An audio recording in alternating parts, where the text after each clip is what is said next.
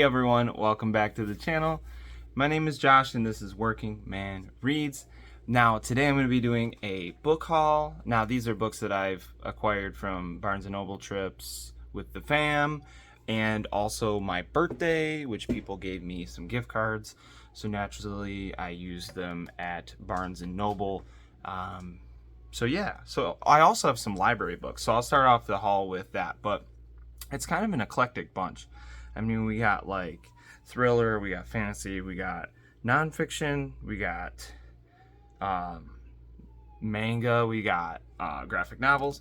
My 3-year-old is throwing a fit, so if you hear her in the background, it's because she got in trouble.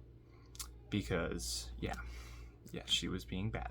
So then she went to bed at her normal time. So I don't even know why she's throwing a fit.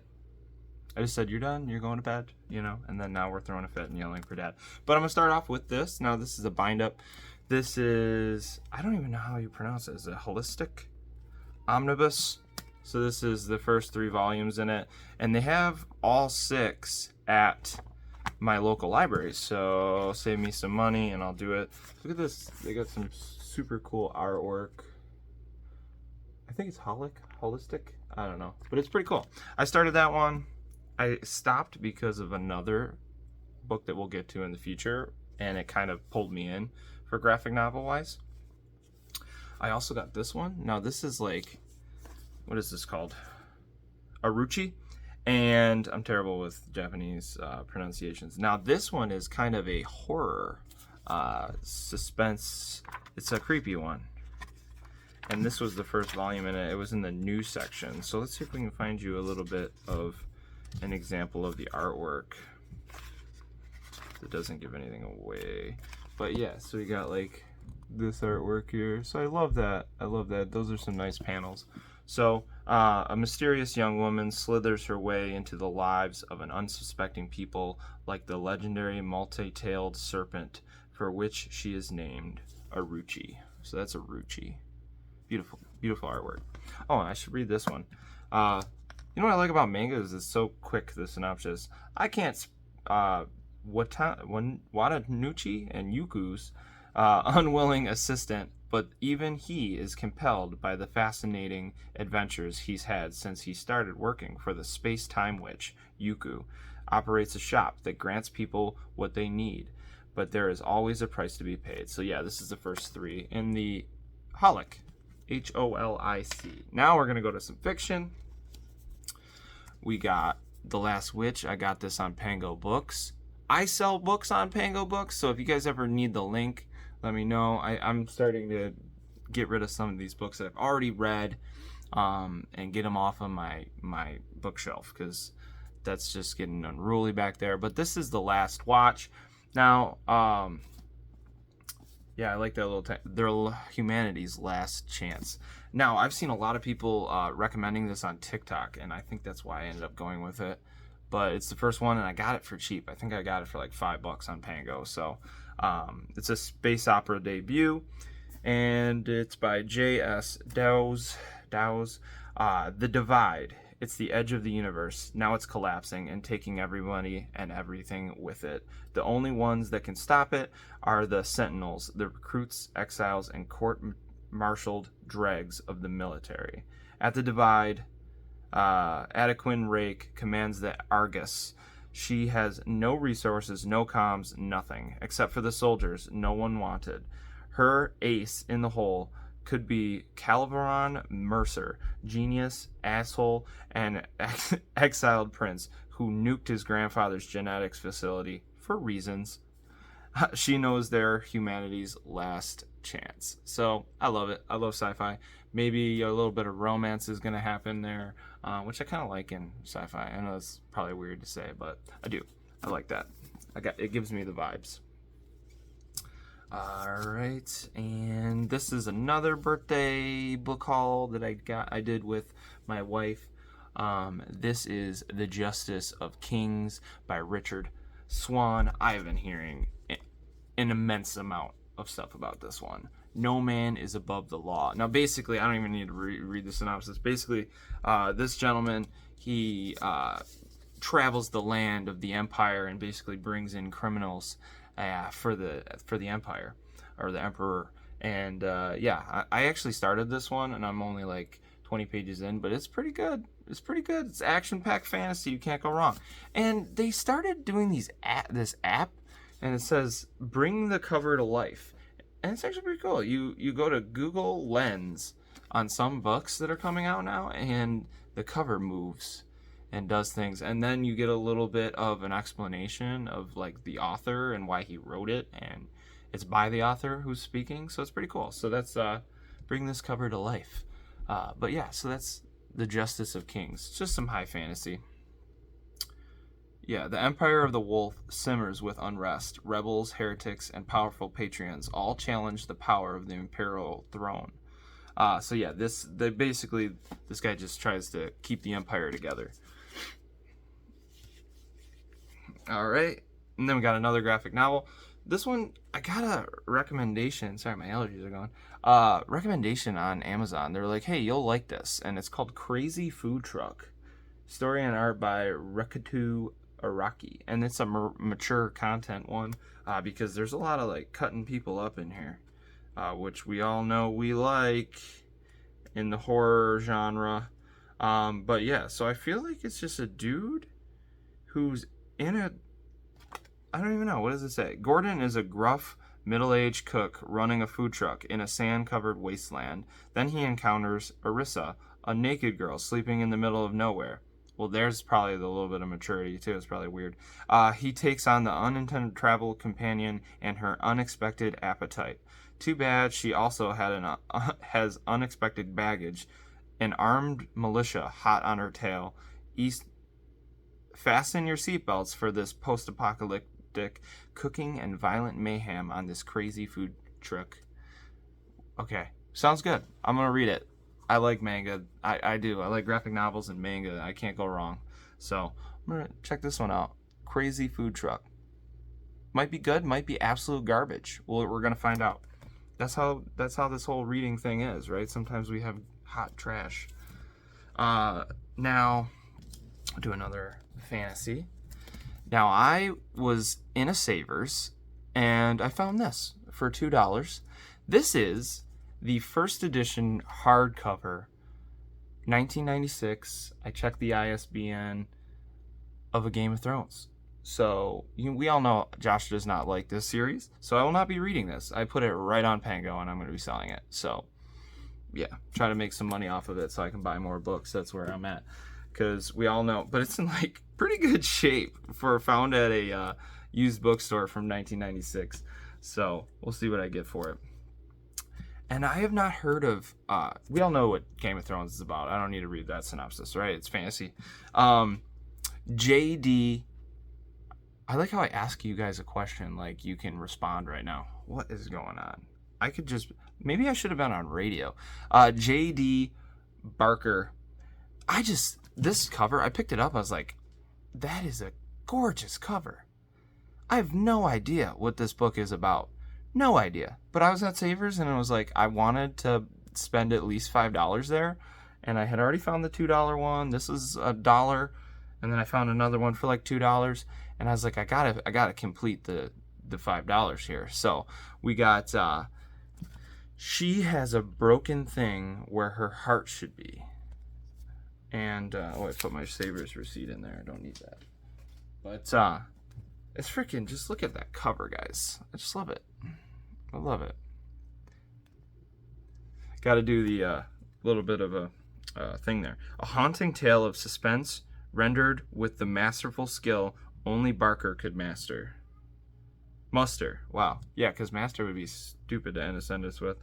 After the loss of his parents, young Jack Thachik first met Stella as a child. This cryptic little girl of 8 with dark hair and darker eyes, sitting alone on a bench in the cemetery, clutching her favorite book.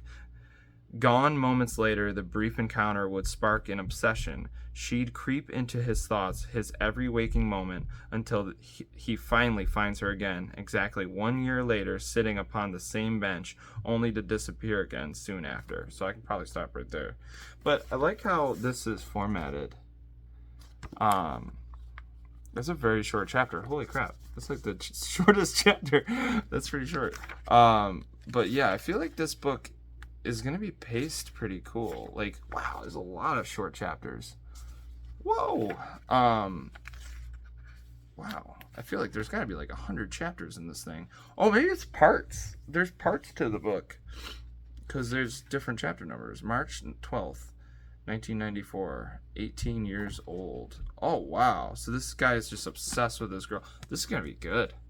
Why do I want to read this like right now? That's the problem, guys. That's why we have never-ending TBRs, because I'm literally reading like 3 books right now. I do not need to start this book, but why does that sound so good? It's going to have to go upstairs. It's going to have to go upstairs. I'm definitely not reading The Last Watch right now. That's going to have to go on the TBR, which sounds stupid, because how many books does one man need? That is the question. I feel like my wife says the same thing. Josh, how many books does one man need? But nevertheless, we are here. So the next one, now, this is going to seem weird, but for some reason, I was at work, and I was just binging Steve Donahue videos, and you know, I like how he is unapologetically himself. And I don't always agree with everything he says. But I do appreciate the real ones here on YouTube. And that man, he doesn't care if you like what he's saying. So I've been like binging his videos. And this one was like in an old haul he did, okay? It's A Time for Trumpets. And it's about the Battle of the Bulge. And I got this for cheap. And it's actually pretty fascinating. And I love the story. So basically, it's the Battle of the Bulge. We all know, we learned it in school. But it's 40 years ago on December 16th, 1944, which is a lot longer than 40 years ago now. The vanguard of 3 German armies totaling 500,000 men suddenly attacked out of the mists and the snows of rugged Belgium. We're just going to say that. So yeah, I love nonfiction when it comes to like war stuff. So I like this. I just love the history of books. So this is probably in somebody's collection for a long time. So A Time for Trumpets, and M. Kowalski, which I went to school with some Kowalskis, and it was purchased in 1985. And I think that's kind of cool when people do that. So I might write down here, because it's probably going to go in my collection. I'm going to write down purchased at Savers 2022. So I just think that shit's so cool to me. So I think that this is it's gonna have some like stories from soldiers. Look at that eerie picture. Staff Sergeant Joseph Ronaldo. The Untold Story of the Battle of the Bulge. So I wonder what printing this is. I should have looked at that earlier. Copyright 1985. So it was bought new in, yeah, I don't know. I think it was, I don't know. But whatever. But I'd have to look up the info on it. But yeah, so there's like maps and stuff. So I think I'm going to learn some shit in here. That's what I like. So there's like maps, and it really gets detailed into what happened. Like some like soldiers, people who fought. So fascinating. I just remembered him hauling it, and I was like, oh shit, like, let's get it. So it's pretty cool. I don't know if I'll read it right now, but I'll read it eventually. But I did, you know what, one last thing on here. So I was flipping through, and well, I don't want to like show somebody else's baby, but they were using a picture of somebody's baby as a bookmark. So obviously, and this was given to this person in 2007. Oh, wow. They're like, well, we're not going to bring up what this little pamphlet's about. But this is not anybody's baby. This is just a baby used for advertisement. And then that person was using it as a bookmark, and they made it to page 39, the deception and the intelligence apparatus. So shout out to that person. I'm gonna throw that away then. And then there was also something else that I don't know what the hell it is, but Official rules. I feel like this is, yeah, Pinochle. It's a rule card for Pinochle, which I've played at a couple. Don't you just love the things you find in used books? I mean, you can't, like, it brings, I'm going to keep the Pinochle rules, because you never know when you might need to know how to brush up on your Pinochle skills. Finally, I got Saga. I'm reading Saga, and this has pulled me away from all of the current manga that I'm reading. I am in love with Saga. Saga. Really pulling for these characters. That's all I gotta say. And these covers are fantastic. The artwork's fantastic. You know, shout out to the breastfeeding mom. You know, let's normalize breastfeeding in America, and also get some more freaking baby formula. I probably shouldn't talk about breastfeeding right now. That's the stupidest comment I've ever heard. I heard somebody online, they were like, why don't women just breastfeed? Like, and it's a dude saying it, and I'm like, because it's not easy. I mean, I've watched my wife do it. You know what I'm saying? It's not easy. Like, shut the fuck up, dude. But okay, so this is the artwork. This is a graphic novel, not a manga. But this is a couple, and they're from two warring factions. So she's on one side and he's on the other side of the war. And I think he was a prisoner, and then she was a convict, which is hilarious because we just had that breakout in Alabama. But I could just do this as well. So yeah, and then they have a baby, and basically, I think that this is kind of a, what is that called? A soliloquy, basically, like interracial. Like they're in an interracial because she's got like wings and then he's got like devil horns, and they're not supposed to conceive a child, and they did, and so there is like bad guys trying to kill them, all of them, this couple, and it's graphic. It is not. It's more like horror. It's very fascinating. I love it. I already picked up the second one. I'm going to read it this weekend. So, yeah. So that's Saga. So, yeah. This is quite the haul. It's like we're going on like 19 minutes or something. But I hope everyone's been having a great week. And if you made it this far, you currently have no idea what I'm currently reading because I'm all over the place, but I have been reading. I think I hit 31 books read this year so far, so that's pretty good for the life that I live. So that's putting me on pace to probably read 60 this year, and I'm proud of that.